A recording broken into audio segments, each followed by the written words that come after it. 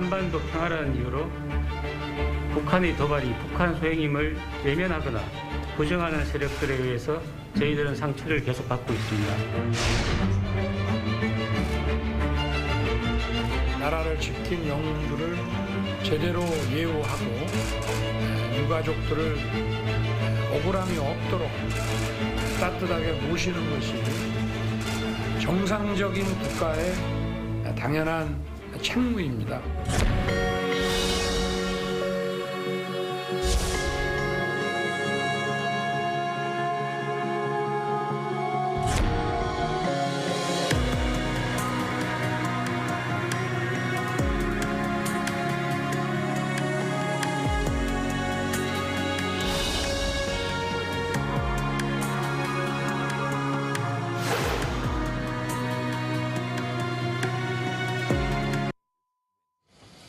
예, 이 보신 것처럼 내일은 제8회 서해 수호의 날 기념식이 열리고 그리고 오는 26일은 이 천안함이 폭침된 지 13주기가 되는 날입니다. 네, 당시 천안함을 이끈 최원일 전 함장 함께하겠습니다. 안녕하세요. 안녕하십니까. 자, 지금 신경이 좀 어떠십니까? 이제 뭐 얼마 남지 않았는데. 네. 먼저 천안함을 기억해 주시고 성원해 주시는 국민께 감사드립니다. 지금 13주기라고 하는데 예. 저에게 뭐 주기는 의미가 없는 것 같습니다. 그렇죠. 해가 갈수록 더 보고 싶고 그날의 그 숨결, 목소리, 돌아가신 분들의 그리고 울부짖던 그 한 명이라도 더 구하려고 했던 그 전우들의 모습이 아직 귓가에 생생합니다. 예. 네. 천안함 전우들은 이제 희생과 헌신을 기리고자 326 호국 보훈 연구소를 설립해서 예. 초대 이제 소장을 맡으시고 계속해서 운영을 예. 해오셨는데 어떤 계기로 설립을 하게 되신 건가요? 네, 뭐 계기는 간단합니다. 정치권에서는 천안함으로 정쟁을 하고 있고 정부와 군에서는 천안함에 대해 관심을 주지 않았습니다. 그리고 음모론에 대해서는 계속 대응할 가치가 없다고 대응을 하지 않았습니다. 그래서 누가 해야 되겠습니까? 저라도 나서서 우리 104명의 전우들의 명예를 지켜야 된다 이런 취지로 설립을 하게 되었습니다. 예. 당시에 그 기자들의 입장에서 네. 봤을 때는 그 천안함이 이제 폭침된 그 날이 당시에 이제 서울시 교육감이었던 이제 공정택 서울시 교육감의 구속영장이 발부가 되느냐 마느냐 했던 그 날이었어요. 네. 그래가지고 모든 기자들이 이제 서부지검 앞에서 이제 그걸 기다리고 있다가 갑자기 이제 천안함 폭침 그 뉴스 그 소식이 들려와서 국방부로 다 뛰어갔던 네. 그 기억이 있거든요. 자, 그 당시에 정말 그 뭐 기자들도 기자들이었겠지만 모든 사람이 예상을 못했던 그런 상황이었잖아요. 네. 당시의 상황이 좀 어땠습니까? 네, 당시 저희도 왜냐하면 북한의 공격이 있다고 하면 경계 태세가 상향이 됩니다. 네. 예. 그런데 평상의 이런 경계 태세를 유지하고 있는 상황에서 예. 저희도 도발에 대해서는 깜짝 놀랐죠. 자, 그래서 그 당시에 뭐 여러 가지 좀 의견들이 있었잖아요. 그 이후에 북한의 어뢰 때문이다. 아니다. 예. 아니면 미국의 잠수함 때문이다. 예. 아니다. 뭐 좌초가 됐었다. 이런 위험들이 만무하고 또 여러 가지 또 그 어뢰에 관련해 가지고 그 새겨진 글씨 보고 이게 뭐 잘못 조작됐느냐 안 됐느냐 이런 논란들이 상당히 오랫동안 지속이 됐었잖아요. 그때 심경은 어떠셨습니까? 예, 뭐 사상 초유의 사건이지 않겠습니까? 그러니까요. 6.25 전쟁 이후에. 그래서 정부에서 대응도 미흡했고 예. 또 이런 언론은 또 잘 아시지만 자극적이고 임팩트 있는 기사를 또 쓰기를 원했기 때문에 예. 이런 부분들로 해서 천안함은 또 6월 2일 지방선거였습니다. 예. 그래서 천안함 북한 소행이 맞다 아니다 이걸로 공론은 분열되고 남남 갈등이 생기고 이런 부분들이 가장 안타까웠습니다. 네. 그 당시에 이제 배에서 이제 지휘를 하고 계셨을 때 예.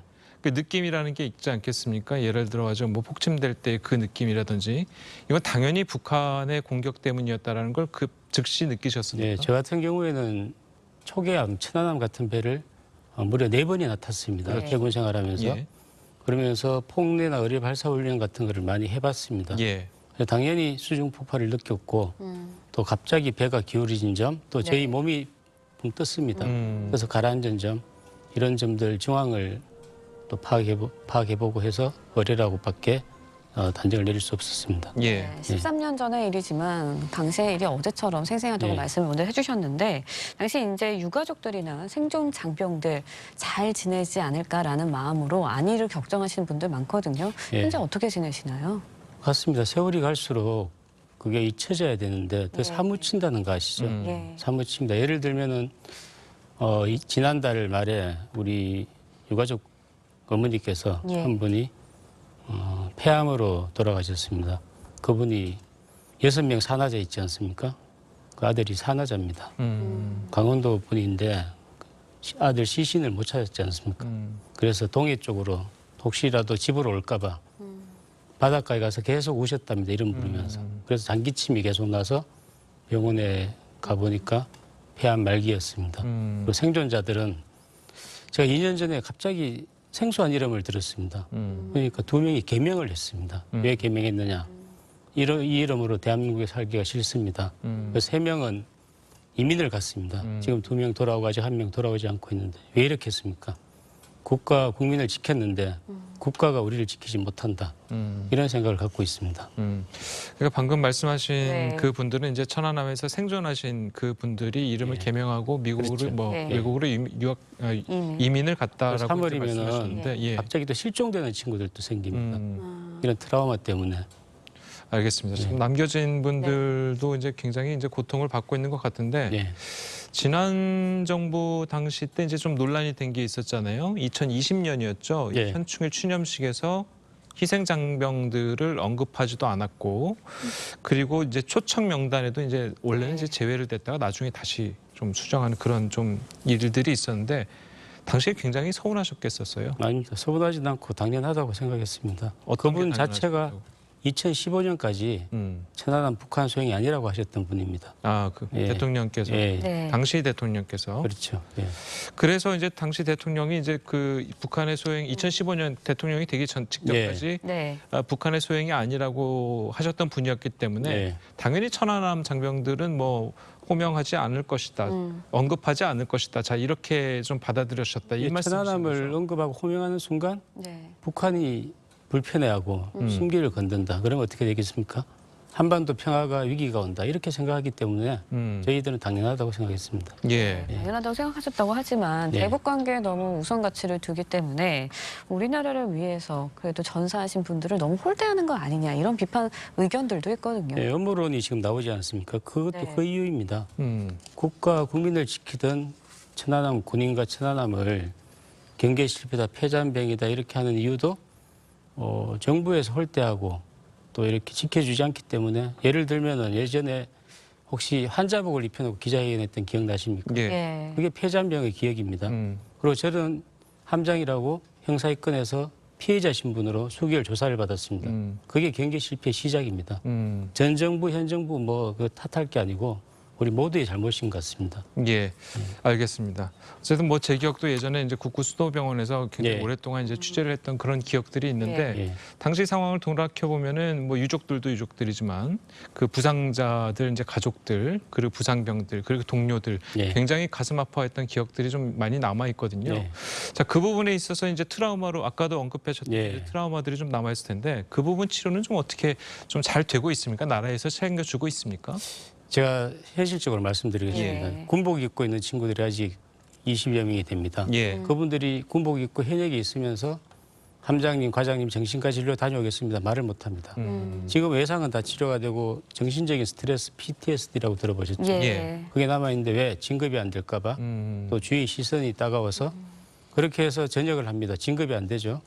전역을 하면 국가유공자를 등록해야 되는데 네. 진료 기록이 없어서 또 등록이 안 되는 상태입니다. 그래서 취직이 안 되고 또 등록이 된다 손 치더라도 정신과 이력이 있는 사람을 누가 뽑아주겠습니까? 그래서 악순환이 됩니다, 이게 계속. 네. 윤석열 정부 들어서 이제 내일 첫 서해수호의 날 행사가 열립니다. 정부에 예. 바라는 것이 있다면 짧게 좀 말씀을 네, 주실까요? 이 현 정부 들어서 이제 호국 보훈의 가치의 중요성을 많이 부각을 시키고 하시는 데 대해서 대단히 감사하고 네. 또 긍정적으로 생각하고 있습니다. 예. 그렇지만 이게 서해수호의 날이라든가 행사가 오찬 행사 이런 게 일회성이나 이벤트성으로 거치면 안 됩니다. 지속적인 관심과 지원이 필요하고요. 또 분노하지 않겠다. 국가를 위해 희생한 분들이 분노하지 않겠다고 일성으로 하셨는데 왜 분노하는지 사진 찍고 가면 안 됩니다. 이 사람들 왜 분노하는 이유를 확인을 해봐야 됩니다. 예, 알겠습니다.